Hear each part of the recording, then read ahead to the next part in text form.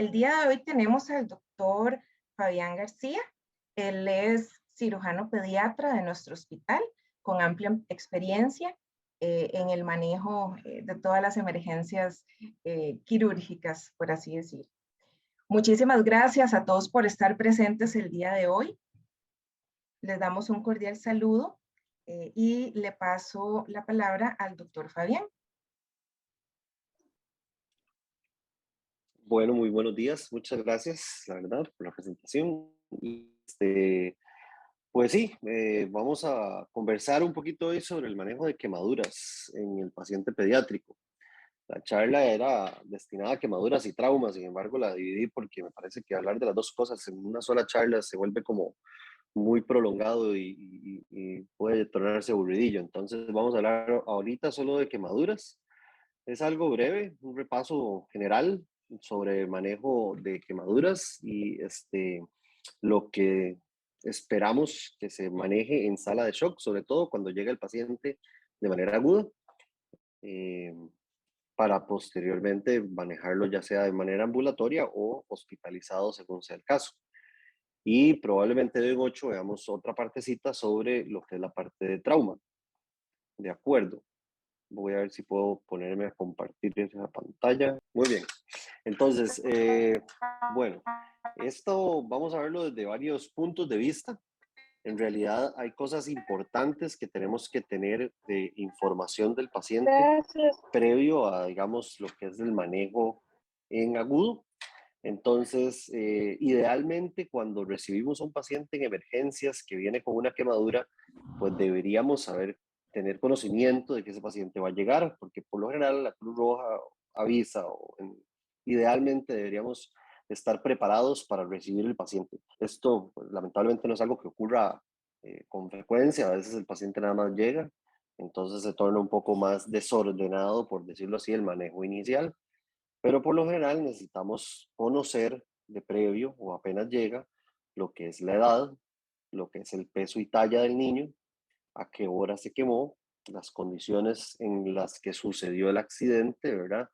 Eh, Sobre todo también si hay alguna sospecha de que haya sido no tan accidente, sino algo pues negligente o causado por un posible abuso. Entonces, ese tipo de cositas son muy importantes al inicio.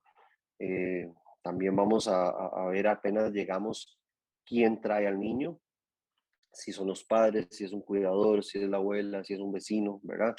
Y también en qué condiciones están esas personas que traen al niño, si están preocupados, si están simplemente cumpliendo por traerlo, o desde ahí tenemos que tener también ciertas sospechas sobre qué pasó en relación al accidente o a la quemadura, ¿de acuerdo?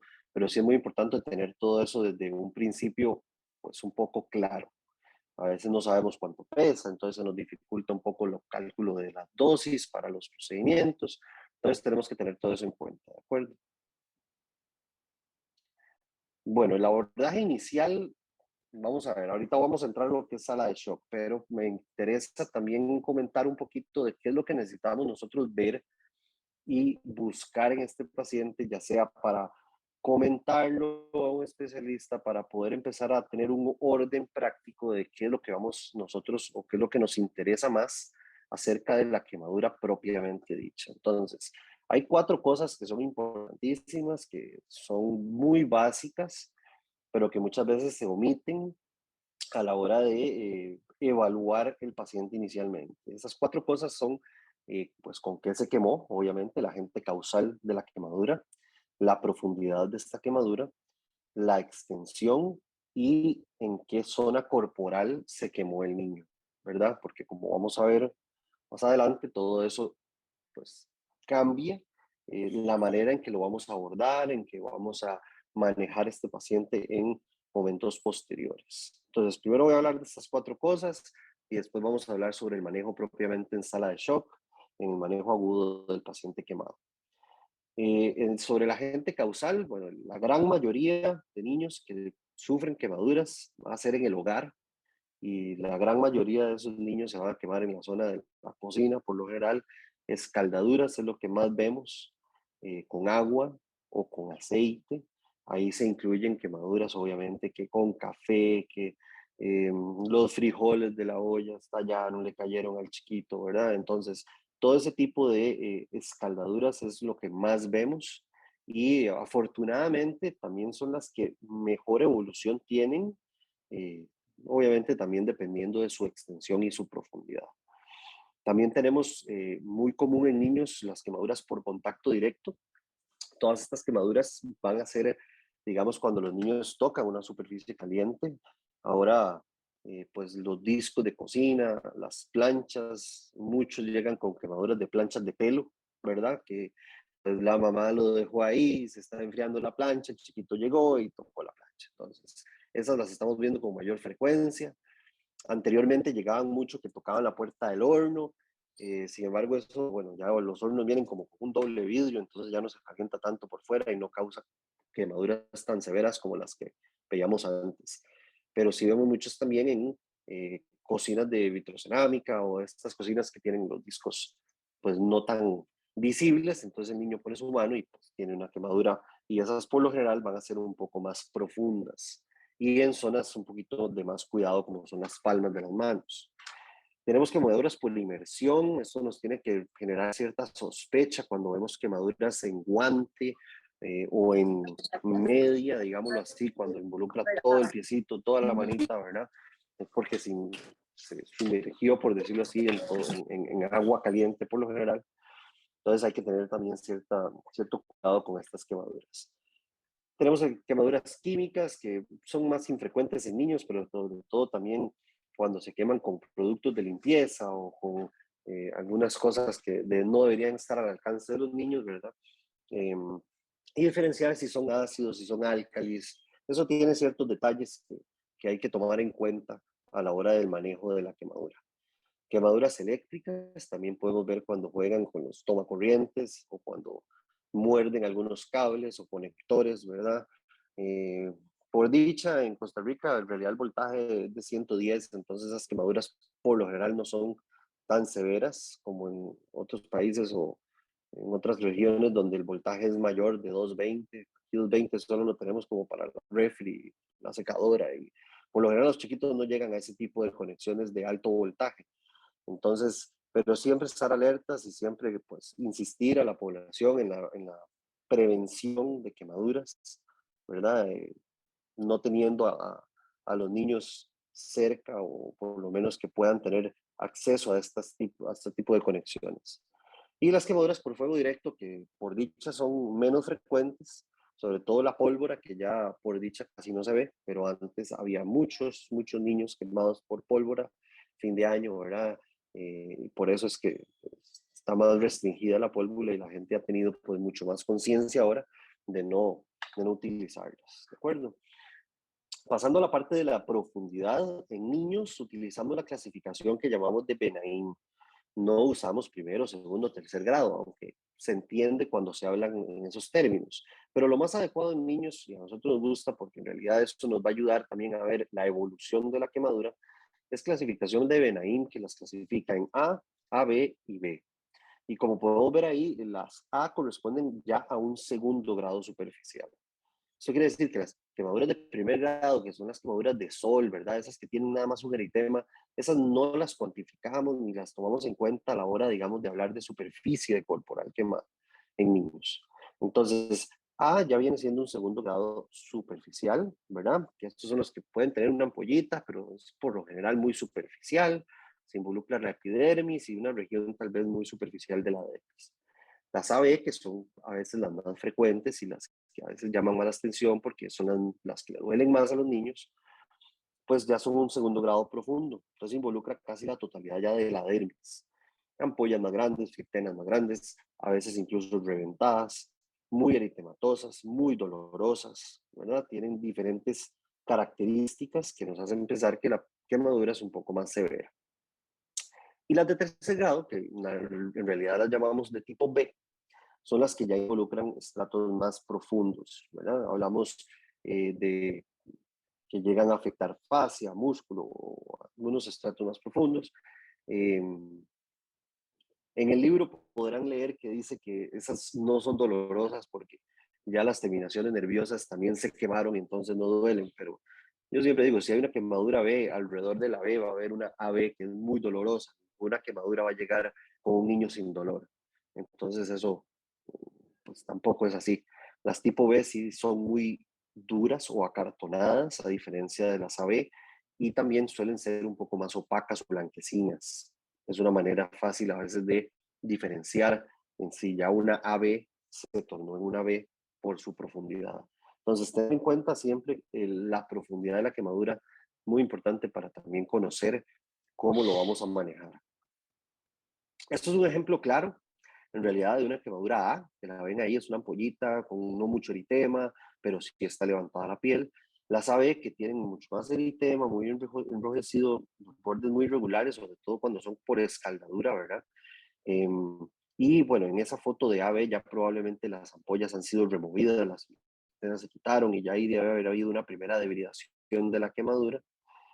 Y después la B que se ve ahí, sí, obviamente es muy evidente que es una profundidad mucho más importante que las otras, ¿verdad? Entonces eso es como para tener claro ese tipo de cosas.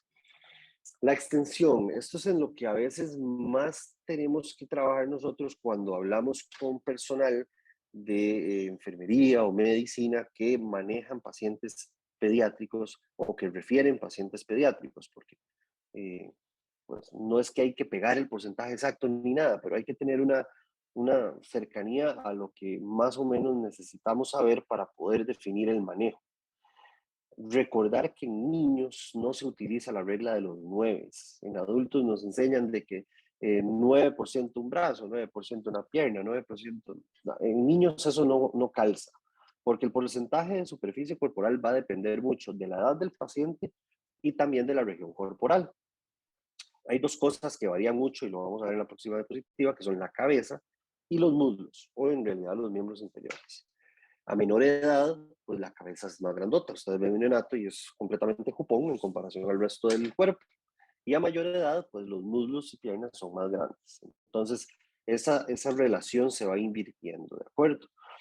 Y lo que es muy importante es que depende de esta superficie corporal quemada, de esta extensión, es donde nos vamos a basar qué tan necesaria es la fluidoterapia en estos niños. Entonces, sí es muy importante tener una extensión bastante real para poder definir el manejo adecuado en niños. Esta es una tabla de Lundy-Browner que es en realidad la que utilizamos para definir el porcentaje de superficie corporal quemada en niños. Este tipo de tablas deberían estar en las salas de shock de emergencias, deberían estar impresas en algún lugar de fácil acceso para poderlo ver, para poder tenerlo en cuenta. Porque si ustedes ven la tabla, en realidad aquí es muy sencillo decir, bueno, es que cuello va a ser 2% en todos los niños, desde 0 años hasta adultos, ¿verdad? O los glúteos, o incluso la parte del tronco anterior y posterior, 13%, desde adultos hasta recién nacidos. Pero vean que la cabeza, por ejemplo, niños menores de 1 año corresponde a un 19% de superficie corporal, mientras que en adultos baja hasta un 7% y en adolescentes anda entre un 11 y un 9%. Y los muslos, al revés, en un bebé recién nacido o menor de 1 año, van a ser 5,5, mientras que un adulto sube ese porcentaje a 9,5. Entonces, esto es importante. También lo otro que yo les aclaro siempre es que tienen que tener en cuenta que esto es todo la región corporal. O sea, si yo digo que un brazo completo, ¿verdad? Que es la región que va del hombro al codo, es un 4%, esto es por delante y por detrás. Entonces, si vienen con una quemadura por escaldadura que afecta solo la cara anterior del brazo, es un 2% si es toda la cara anterior. A veces se ponen a contar con la palmita del niño y en realidad les da como un 5% de la cara anterior del brazo, cuando si ustedes ven esta tabla, claramente se ve que es apenas la mitad de lo que se calcula. Por eso es que en niños este asunto de contar con la palma de la mano tampoco es adecuado. Es más certero decir toda la manita, aunque en realidad, viendo la tabla anterior, ya sabemos más o menos cuánto es el porcentaje de cada área corporal. Y esto es importante, sobre todo para futuros manejos de estos pacientes y vigilar la evolución en los días posteriores a la quemadura. Hablar de porcentajes de epitelización o hablar de porcentajes de profundización de una quemadura va a depender también de qué porcentaje inicial se le dio en sala de shock. Y es muy diferente cuando nos llaman a valorar, es que se quemó un chiquito de 2 años que viene con un 20%, obviamente nos espantamos, bajamos soplados, y cuando descubrimos la verdad es que era como un 6%. Entonces ahí a veces hay mucha diferencia en la percepción del porcentaje de superficie corporal. Entonces yo insisto que esto debe ser repasado, esto debe ser reeducado, porque mucha gente, sobre todo médicos que tal vez tienen muchos años ya de experiencia y de labor, pues siguen con conceptos equivocados acerca de la regla de los 9 y el contar con la palma de la mano la extensión de las quemaduras en niños, y eso no debería ser así. Debería hacerse de una manera más correcta y más adecuada para tener pues una superficie corporal quemada más real. ¿De acuerdo? Por último, la localización. Por último, de esta primera parte. La localización es muy importante porque también en niños esto nos va a definir mucho si el niño necesita ser internado, si necesita ser valorado también por otras especialidades, o si es un niño que se puede manejar de manera ambulatoria. Entonces, quemaduras en cara, por supuesto, nos tienen que llamar la nariz, la atención si tiene quemada la nariz, la boca, si es una quemadura que sucedió en un cuarto muy cerrado, si tiene los pelitos de la nariz, las virillas nasales quemadas, tenemos que pensar si hay quemadura de vía aérea. Esto cambia drásticamente el manejo de una quemadura en un niño. Si uno sospecha quemadura de vía aérea, muy diferente el manejo, ¿de acuerdo? Eh, Cuero cabelludo es otra parte que muchas veces se nos esconde, si son escaldaduras con agua caliente, a veces no vemos la quemadura porque el pelo no nos deja ver, siempre revisar cuero cabelludo. Recordemos que un niño menor de 1 año hay 19% de superficie corporal en toda la cabeza, y un poquito más de la mitad, hablemos de que casi un 10% corresponde a cuero cabelludo. Si pasamos de alto una quemadura en cuero cabelludo, podemos subestimar esa quemadura en ese niño. Entonces, muy importante tener en cuenta cuero cabelludo, si tiene quemado el cuello, revisar siempre genitales, quitar los pañales, quitar toda la ropa, ¿verdad? Si tiene quemaduras en glúteos, palmas, plantas. Todo esto son zonas especiales que tienen un manejo un poquito más de cuidado y van a requerir probablemente hospitalización para vigilar ese manejo. También ver si tiene zonas circunferenciales en brazos o piernas, ¿verdad? Que tengan un riesgo aumentado sobre la formación o sobre digamos, de que el niño haga un síndrome compartimental, que esto en quemaduras también necesita un manejo y un, digamos, un cuidado muy importante, ¿de acuerdo? Por ahí, ¿cómo vamos hasta ahí? ¿Todo en orden? Sí. Muy bien. Bueno, se escucha bien y todo bien. Ok, Sí, vamos se a pasar escucha a la bien. parte de lo que, vamos a pasar a la parte que en realidad, como les digo, yo hice un muy breve resumen para poder ordenar un poquito y tratar de cambiar un poquito la idea de lo que es el manejo en sala de shock del paciente pediátrico con quemaduras.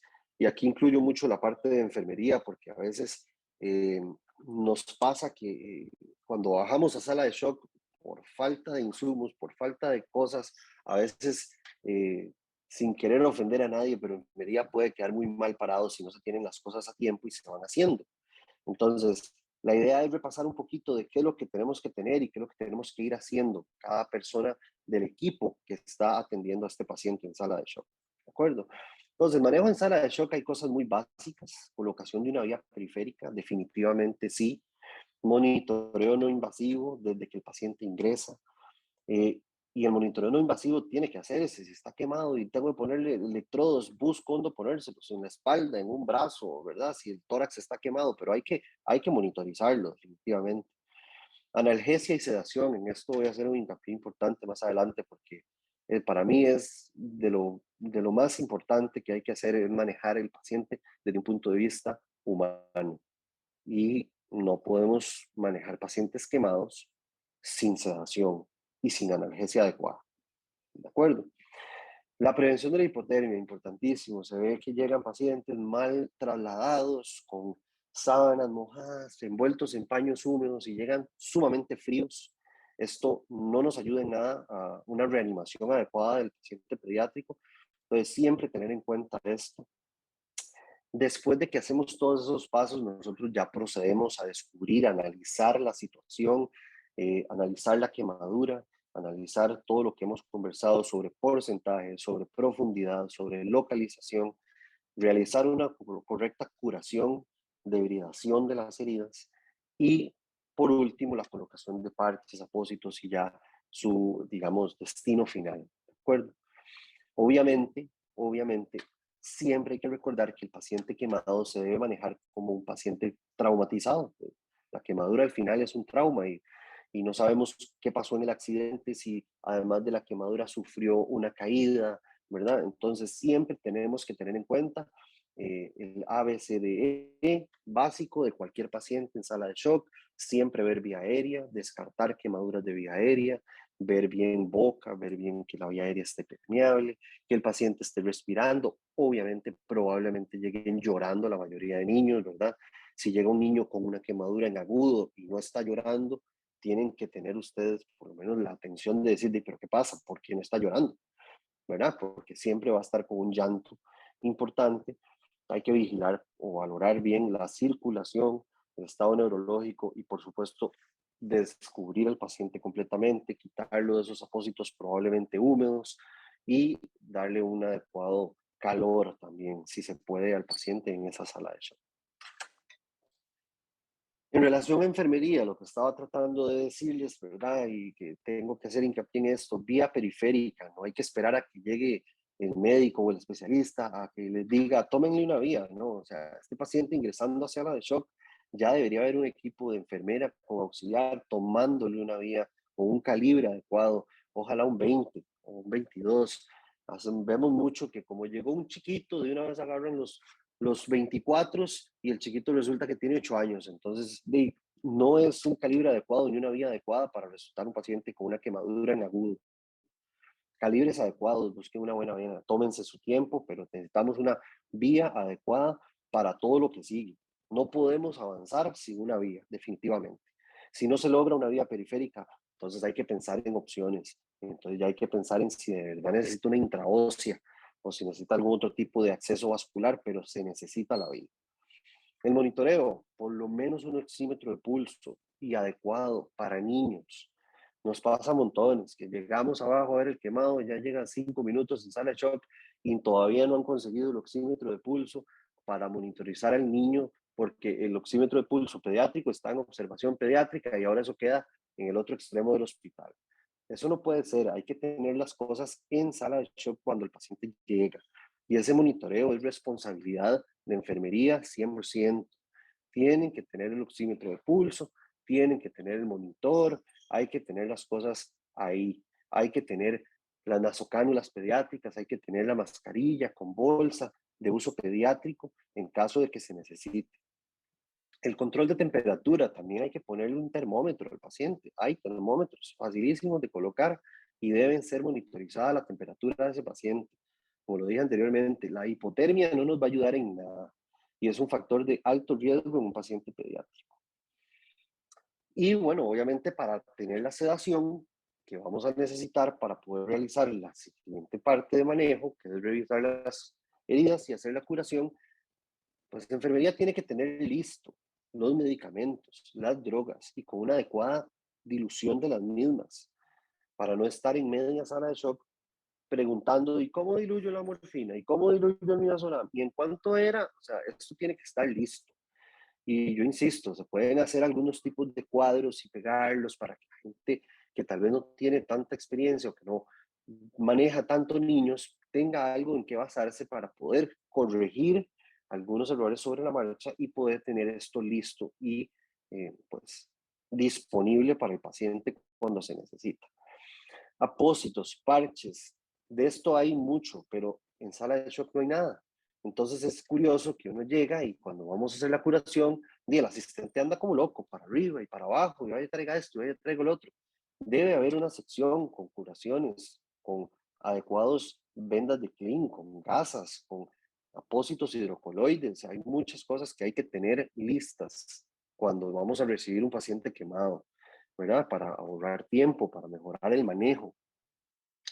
Obviamente el oxígeno suplementario y hay que tener previsión de ambulas, laringoscopios, tubos endotraqueales pediátricos en sala de shock porque vamos a sedar a un paciente y podríamos necesitar manipular y incluso intubar esa vía aérea puede ser necesario todas estas cosas porque si un paciente se deprime después de la sedación hay que actuar y no es el momento cuando ya el paciente está deprimido y saturando 80 o 70, empezar a correr a buscar un laringoscopio pediátrico con una hoja recta, con los tubos endotraqueales de número 5, 6, 7, ¿verdad? Eso debe estar en sala de shock.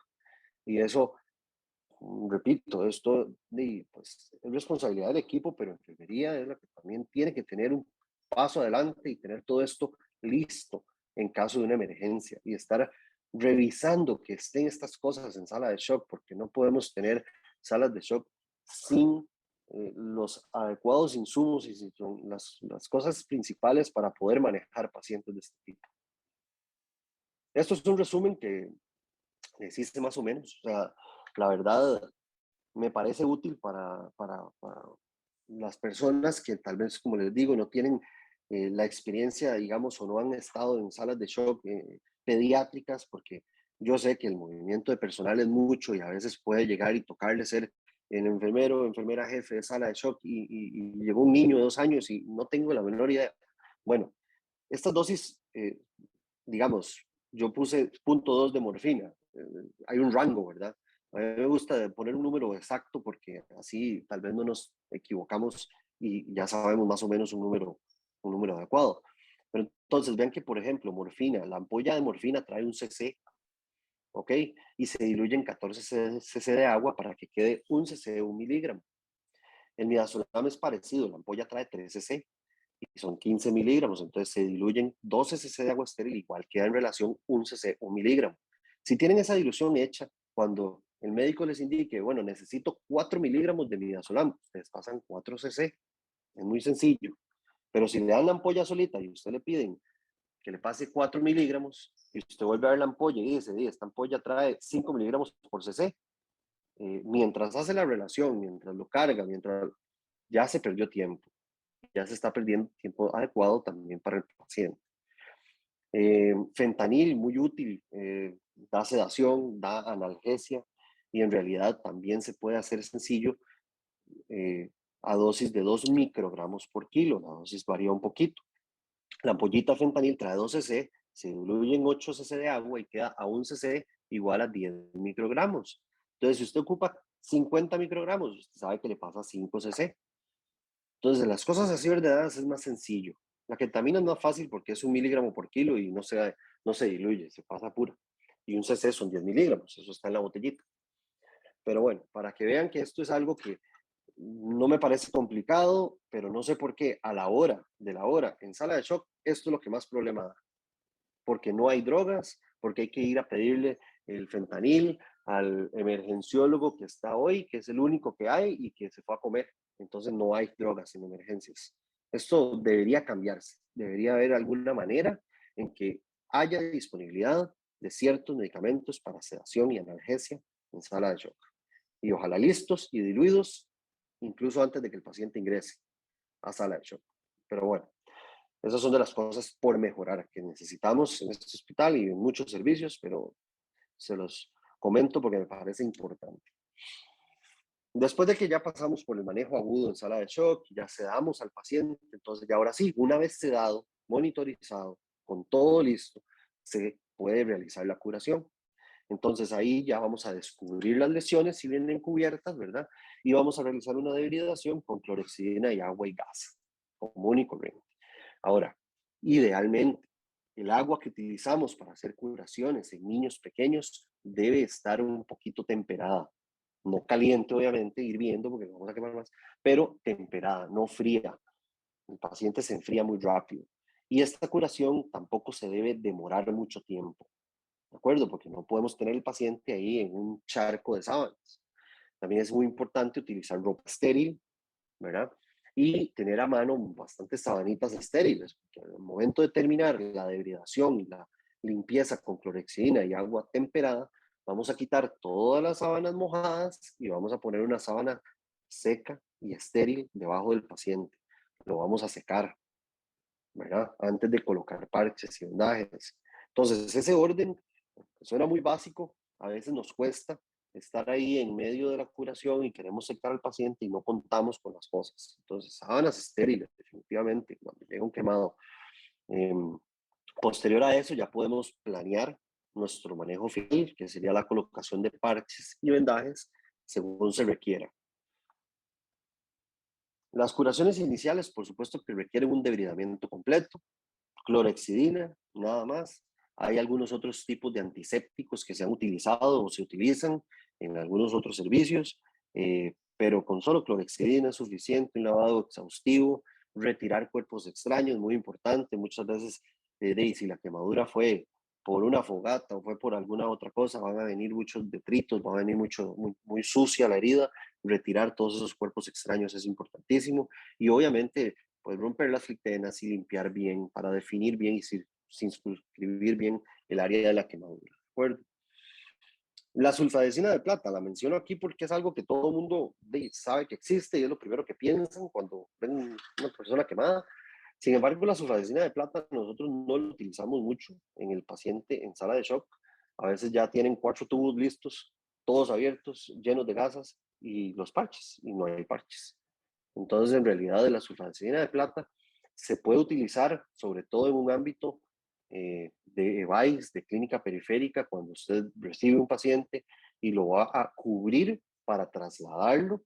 Pero una vez que está aquí y nosotros hacemos la primera curación con un paciente sedado, por lo general no usamos sulfadecina de plata. ¿Por qué? Porque la sulfadecina de plata debe lavarse o debe quitarse 24 horas después para volvérsele a colocar o la misma sulfadecina o un parche. Entonces, eso quiere decir que al día siguiente tenemos que volver a sedar al paciente, volver a descubrir el paciente y no es la manera ideal de manejar un paciente quemado en agudo. Entonces, nosotros normalmente, después de la curación, buscamos un apósito más, digámoslo así, definitivo. O apósito hidrocoloide, o ahora utilizamos mucho procelera, se cubren los vendajes, las lesiones y se descubren hasta después de 4 o 5 días. ¿De acuerdo? Y además la sulfadecina no debe aplicarse en cara, ¿verdad? O en genitales. Puede manchar, etc. Pero para tenerlo en cuenta. Entonces, en relación a los parches hidrocoloides son los que más se utilizan o los que más hemos utilizado a través del tiempo. Vean que tenemos un montón de marcas, entonces por eso a veces también se les enreda. Ocupa un parche, no saben ni cuál agarrar porque ni no saben si hay, si no hay. Llaman a equipo, a centro de equipos y les dicen, el que tengo se llama hidrocol. No, no, yo ocupo un parche hidrocoloide. No, que lo que tengo es hidrocol, pero eso es lo mismo. Entonces, antes se usaba solamente Duoderm, ¿verdad? Que es como el primero que hubo. Pero vean que ahora, incluso aquí, nosotros tenemos por lo menos 4 tipos diferentes de parche hidrocoloide. Todavía tenemos el Duoderm, usamos hidrocol, este último Pharmactive es el que está como más, la última compra. Y el Confil también, o Coloplast, también es lo mismo. De estos hay delgados y hay gruesos. Depende de la quemadura y de la zona, uno puede usar delgado, puede usar grueso. ¿De acuerdo? Pero entonces, cualquiera de estos sirve para lo mismo. Entonces, yo lo pongo para que también sepan que cualquiera de esos es la misma cosa, pero siempre hay que tener un stock de esto a mano. ¿De acuerdo?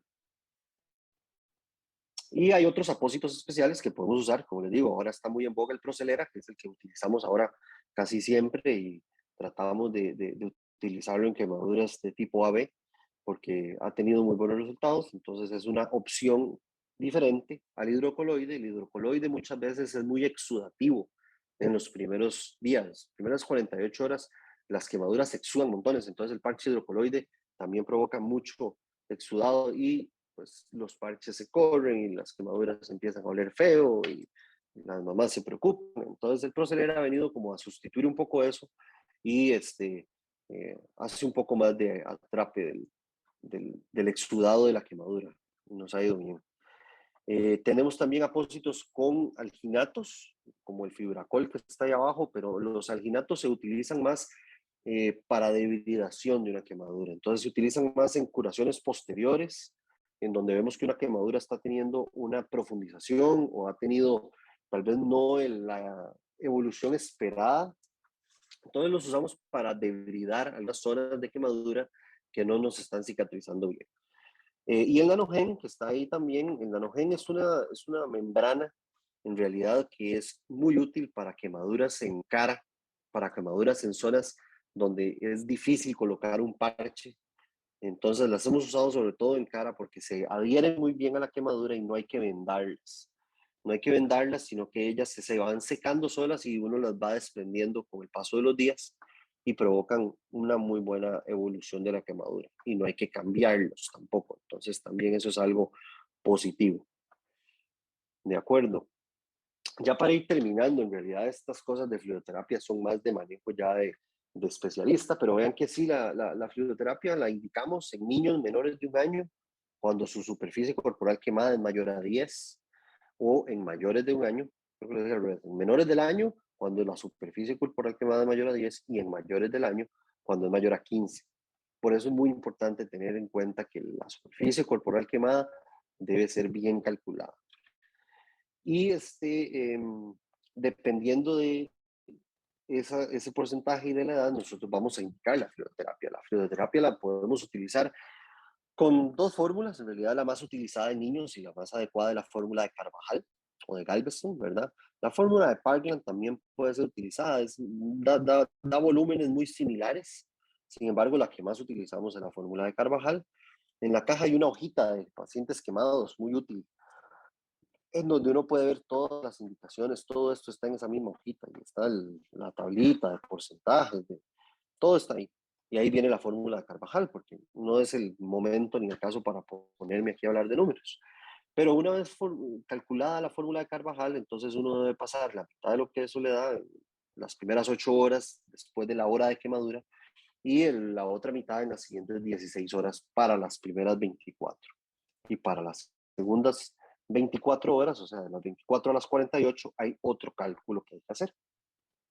Se realiza con solución electrolítica balanceada idealmente, o lactato Ringer, que aquí no hay. Entonces, por lo general usamos electrolítica balanceada. Recordar siempre que el manejo de quemaduras en niños, ¿verdad? Debe ser un manejo integral. Y como lo dije al principio, debe ser un manejo más humano.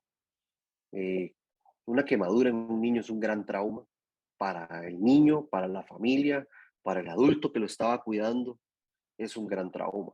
Entonces, hay que tener en cuenta eso y hay que humanizar un poco más el manejo. Muy importante, obviamente, la valoración médico-quirúrgica, pero también tener en cuenta que debemos incluir trabajo social cuando sea necesario, psicología cuando sea necesario.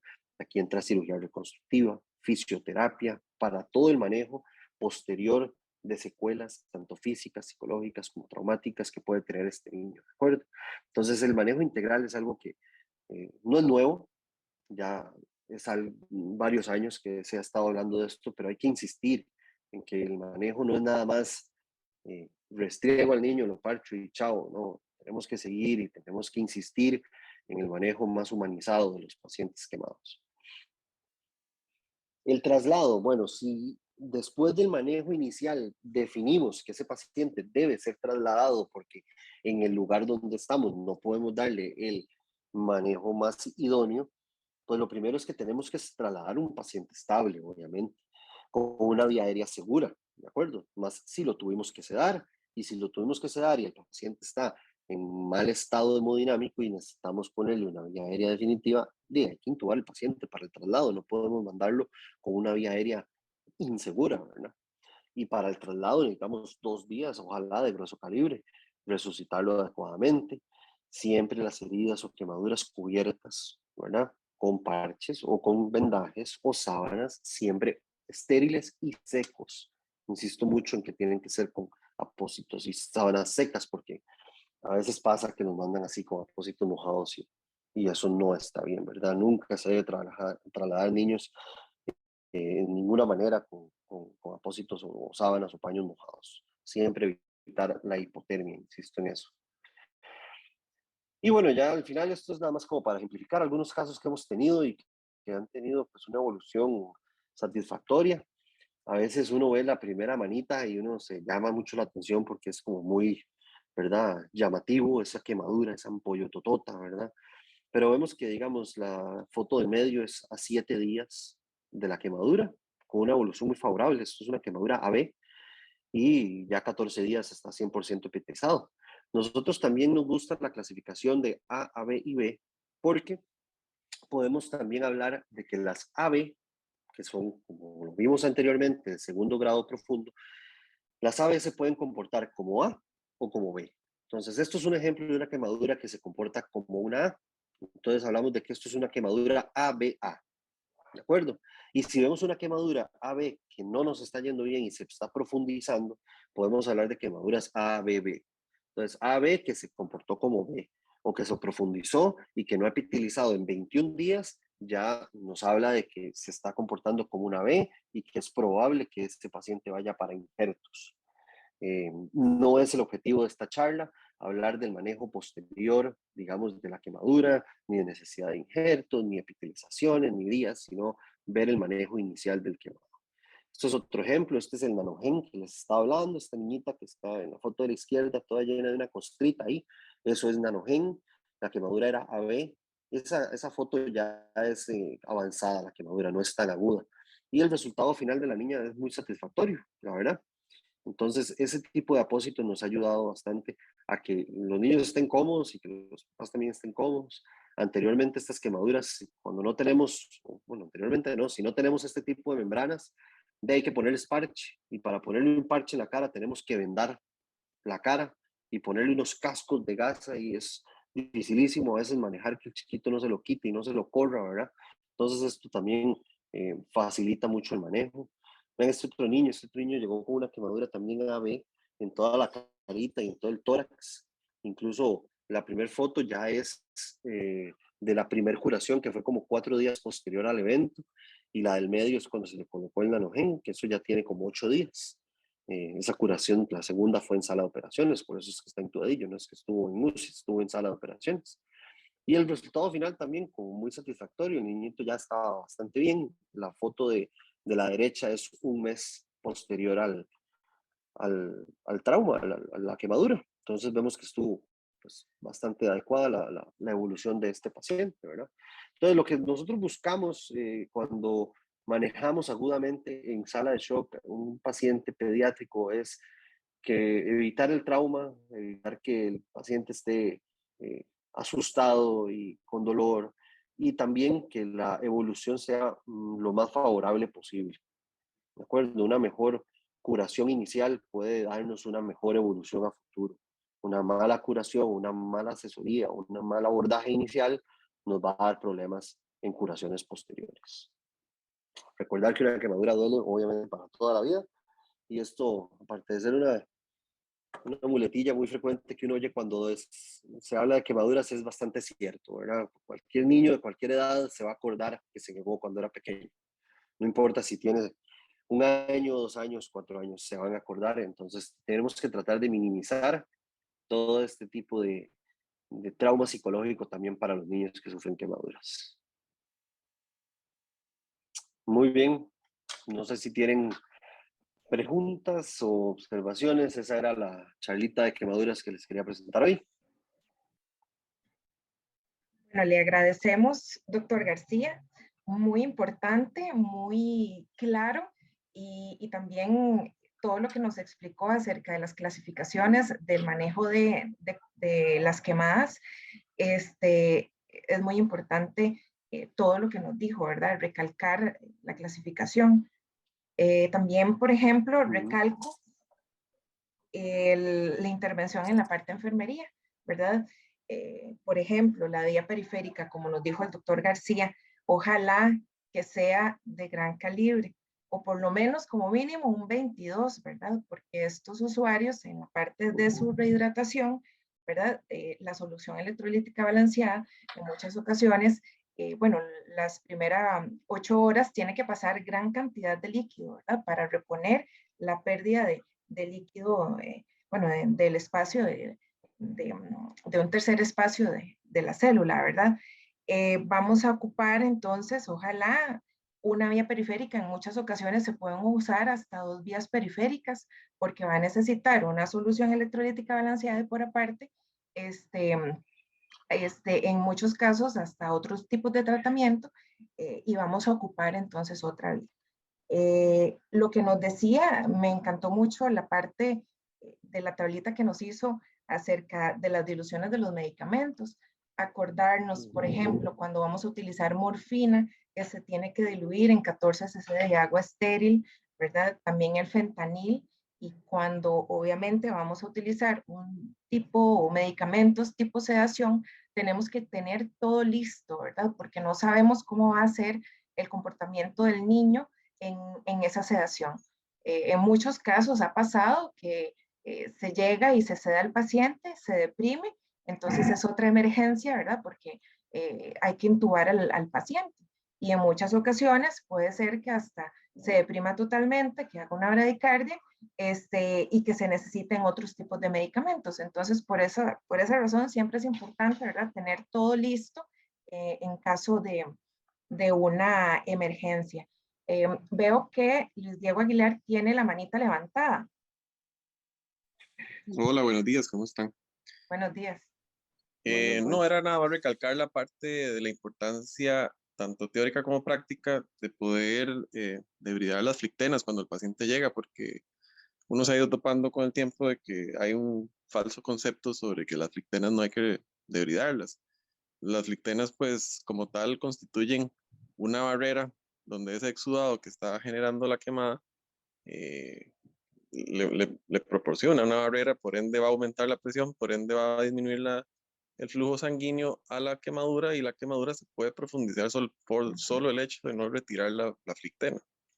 Y además del hecho de que prácticamente puede ser la diferencia entre si el paciente requiere o no fluidoterapia, en el sentido de que usted no puede terminar la extensión de la quemadura sin poder retirar todas las flictenas, porque no puedes calcular la superficie corporal quemada sin retirar todas las flictenas y poder observar toda la superficie quemada. Era eso, nada más. Muchísimas gracias por ese gran aporte, Muchas ¿verdad? gracias. Otra de los temas, ¿verdad?, que hay que recalcar es que se tiene que manejar la sala lo más estéril posible o con la mayor técnica aséptica médica, ¿verdad? Porque estamos totalmente tratando una pielcita que ya no existe esa piel, ¿verdad? Esa pielcita se perdió la integridad cutánea, entonces el alto riesgo de infección es sumamente complicado, ¿verdad? Y de hecho en muchos, bueno, en el hospital de niños, por ejemplo, ya en procesos de hospitalización, las complicaciones más grandes son por las infecciones que se hacen en estos usuarios, ¿verdad? Como nos decía el doctor, recalcar, prevenir la hipotermia, lo que nos decía de si ingresa y está empapado, ¿verdad? De las sábanas, entonces cambiarlas, colocarlas estériles y después hacer el procedimiento ya de curación. Bueno, les agradezco muchísimo a todo el servicio de pediatría bueno, y de cirugía por toda la información tan importante que nos han dado todos estos días. Les recuerdo las charlas, bueno, ya se creó un canal de YouTube para poder compartir y poder ver toda la información desde